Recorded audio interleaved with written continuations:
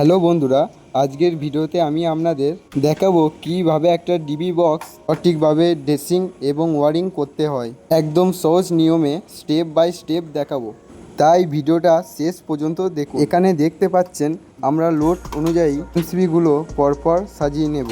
আমাদের মেন সুইচের জন্য এখানে ডবল পোল ডিপি বা আইসোলেটর ব্যবহার করা হয়েছে, আর বাকি রুমগুলো লোডের জন্য আলাদা আলাদা সিঙ্গেল পোল এমসিবি দেওয়া হয়েছে। বন্ধুরা, আমরা এখনও মেন ইনপুট লাইনের কানেকশনটা করিনি।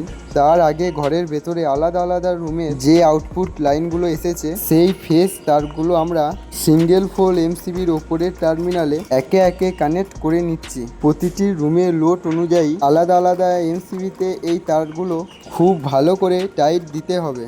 এবার আমরা মেন লাইনের আউটপুট কানেকশনটা কমপ্লিট করছি।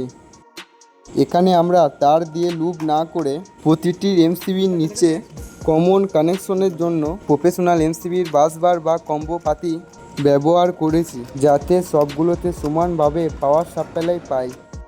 আমাদের ডিবি বক্সের কমপ্লিট ওয়ারিং এবং ড্রেসিং পুরো শেষ। দেখতেই পাচ্ছেন এখন পুরো কানেকশনটা কতটা পরিষ্কার আর সুন্দর লাগছে। ভিডিওটি কেমন লাগলো এবং কাজটা আপনাদের কেমন লাগলো অবশ্যই কমেন্ট করে জানাবেন। ভালো লাগলে একটি লাইক, আর এই ধরনের ইলেকট্রিক্যাল কাজের ভিডিও আরও দেখতে চ্যানেলটি সাবস্ক্রাইব করে রাখুন। সবাই ভালো থাকবেন, ধন্যবাদ।